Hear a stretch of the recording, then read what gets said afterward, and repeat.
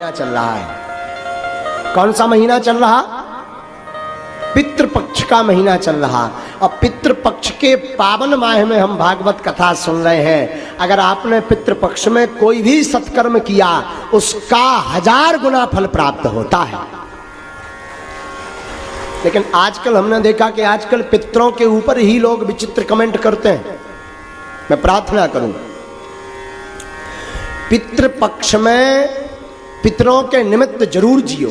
अगर अपने जीवन में शांति चाहते, कई बार पितृदोष होता है हमें पता नहीं लगता।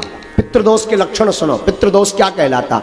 पितृदोष का मतलब है पितृ आपके पूर्वज मर जाएं, दादा परदादा दादी नाना नानी चाचा ताऊ मर जाएं और उनका विधिवत संस्कार ना हो या कोई त्रुटि हो जाए तो वो प्रेत योनि में घूमते रहते हैं और अपने वंश वालों को बार बार परेशान करते रहते हैं। कहीं शादी विवाह में रोक लगाएंगे, कहीं सत्कर्म करें सत्कर्म में रोक लगा देंगे, कहीं आपका घर में मंगल होने वाला हो उसमें कुछ अमंगल हो जाएगा, आप आगे नहीं बढ़ पाएंगे। पितृदोष के ये जो है लक्षण है।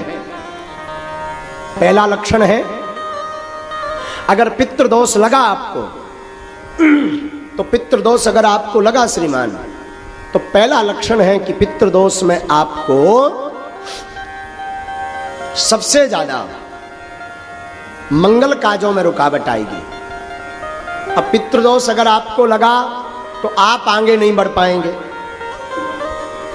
पितृदोष अगर आपको लगा तो श्रीमान पितृदोष के कारण आपके घर में निरंतर कलेश रहेगा।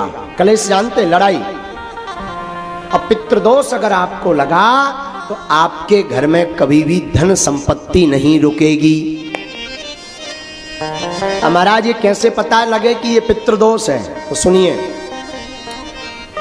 बार बार स्वप्न में मरे हुए लोग दिखाई दें या बार बार स्वप्न में पूर्वज दिखाई दें अथवा बार बार भोजन करते समय भोजन में बाल निकले, सिर का बाल निकले, अथवा बार बार कोई भी प्रयत्न करने से सफलता प्राप्त ना हो, तब समझ जाना चाहिए कि आपके ऊपर पितृदोष है। और पितृदोष की निवृत्ति के लिए जो अभी वर्तमान में पितृपक्ष चल रहा है, ऐसे पितृपक्ष में हर वर्ष पितरों के निमित्त कुछ ना कुछ सत्कर्म करो, भगवत कथा करो, दान करो, ब्राह्मण भोज करवाओ, गरीबों को भोजन करवाओ, गौ को ग्रास खिलाओ। ऐसा करने से और पितरों को याद करने से पितृदोष से मुक्ति हो जाती है। लेकिन आजकल हमने देखा इसे कई जो है कम बुद्धि के लोग, हीन बुद्धि के लोग पितृपक्ष को ही मजाक में ले लेते हैं। कहते ये सब कपोल कल्पना है।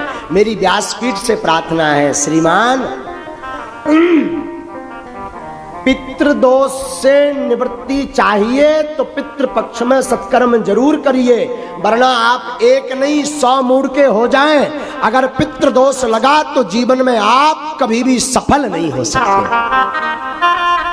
एक बात। दूसरी बात, शायद धोखे से एक बार सफल हो गए। देखो, प्रतिष्ठा प्राप्त कर लेना कठिन नहीं है आज के सोशल मीडिया के जमाने में, नाम कमा लेना कठिन नहीं है आज के जमाने में, पर प्रतिष्ठा को स्थिर रखना, उच्च स्तर पर बने रहना बड़ा कठिन है।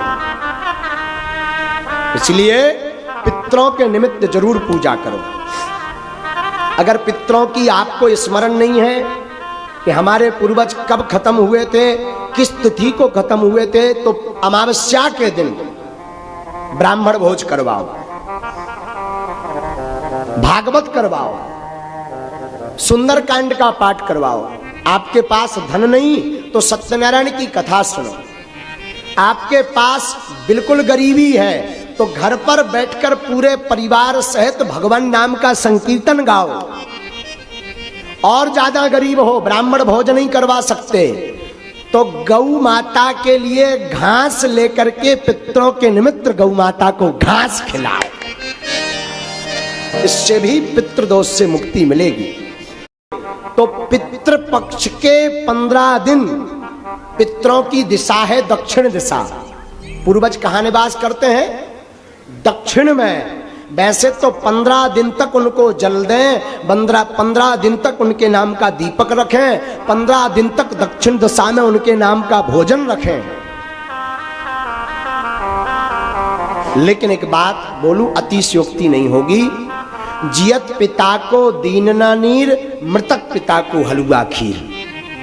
जब तक बाप जिंदा रहो सो पानी नहीं पिलाया, और पिताजी मर गए सो हलवा खीर खवा रहे। हमारे पिताजी कौवा बन के आएंगे और कौवा बन के खाएंगे ठठरी के बरे है?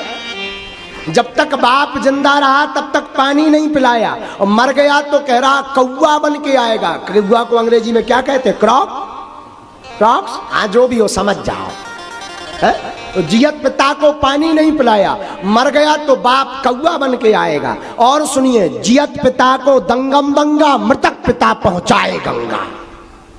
जब तक बाप जिंदा रहा तो मारपीट करते रहे, और बाप मर गया सो गंगा जी सपरा रहे ठठरी के वरे है।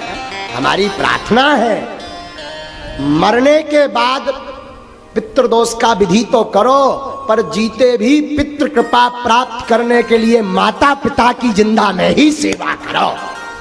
हाँ। और फिर भी किसी कारण से माता पिता की, गुरु की सेवा नहीं कर पाए, कई इतने यहाँ अभागे बैठे होंगे, कई पुरुष यहाँ और माताएं अभागी बैठी होंगी जिन्होंने अपने माता पिता की सेवा नहीं की होगी। छोटी छोटी बात पर माँ को गाली दे देते हैं, पिता को अपशब्द बोल देते हैं। मैं प्रार्थना करूं, तुम जिस माता पिता को अपशब्द बोलते हो, गाली देते हो, ये वही माँ है जिस माँ ने 9 माह अपनी कोख में तुम्हें रखा है। तो मैं प्रार्थना करूं, माता पिता को दुख मत दो। फिर भी पितृपक्ष है और आप इनमें से कोई उपाय नहीं कर सकते, तो दक्षिण दिशा की तरफ 3 दीपक जलाएं। सरल उपाय सुनिए, दक्षिण दिशा की तरफ 3 दीपक जलाएं और अपने पूर्वजों को प्रणाम करके बोले, हमसे जो भी भूल हुई क्षमा करना, और उनकी याद में 2 आंसू बहा दें। इससे बड़ा श्राद्ध का कोई उपाय नहीं है। सबसे सरल उपाय, भगवान नाम लेकर के दक्षिण दिशा में उनका स्मरण करके 2 आंसू बहा दें। इससे पितृदोष की मुक्ति 15 दिन में आपको प्राप्त होगी। और पितृपक्ष को जरूर माने। ब्राह्मण को भोजन कराएं, जल लेकर के जल अर्पण करें, और श्रद्धा है वस्त्र दान दें, अन्न दान दें, द्रव्य दान दें, भूमि दान दें, गज दान दें, गाय दान दें। और अगर श्रद्धा नहीं है, ये पुस्तक ने बहुत सरल उपाय लिख दिया। बोले भाई 2 काम तो कर सकते, घी का दीपक जलाओ, पीपल के पेड़ के नीचे रखो, 12:23 से श्राद्ध प्रारंभ करना चाहिए। शुभ मुहूर्त बताया, एक जगह 12:16 का दोपहर का, और शाम के बाद श्राद्ध नहीं करना चाहिए, तर्पण नहीं करना चाहिए। कुछ लोग रात को ही लगे और फिर कहते हैं कृपा नहीं होती। हमारी परंपरा है, हमारा नियम है, इसीलिए सायं काल के बाद तर्पण ना करें। और 7 बातें श्राद्ध करने वालों को इन 16 दिनों में प्रत्येक व्यक्ति को ध्यान रखनी चाहिए। 7 बातें निषेध है।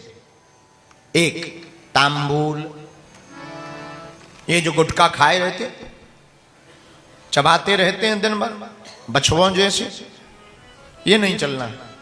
7 दिन तक वर्जित। अगर इन श्राद्ध पक्ष में कोई भी जातक साधक बालक तांबूल मुख में रखता है, उससे पितरों को अतृप्ति होती है। तो पहला वर्जित क्या है? बोले तांबूल। दूसरा क्या वर्जित है? स्त्री भोग, ब्रह्मचर्य का पालन करना चाहिए। तीसरा वर्जित है क्षौर्य कर्म। अगर आप तर्पण पिंडदान नहीं कर रहे हैं, तर्पण पिंडदान करेंगे तो पद्धति के नियम में आपका मुंडन संस्कार होगा। लेकिन अगर आप तर्पण नहीं कर रहे तो प्रत्येक व्यक्ति को 16 दिनों तक क्षौर्य कर्म वर्जित रखना चाहिए। क्षौर्य कर्म। चौथा मांस मंदिरा। गंदा भोजन, गंदा पीना। इस पितृपक्ष में जो भी व्यक्ति खाता है उसका भाग, उसकी घ्राण, घ्राण मतलब सुगंधी, पितरों को जाती है और उससे पितृ विचलित होते, असंतुष्ट होते, नाराज होते हैं। इसलिए मांस मदिरा का भी भक्षण नहीं करना चाहिए। पांचवा, तर्पण और पितरों को प्रणाम और पितरों की स्तुति, शांति पाठ दिन में ही करनी चाहिए, शाम के नहीं, रात को नहीं। छठवां नियम क्या है? केले के पत्ते पर पिंडदान नहीं करना चाहिए, वर्जित। केले के पत्ते पर नहीं करना चाहिए और प्रयत्न भर केले के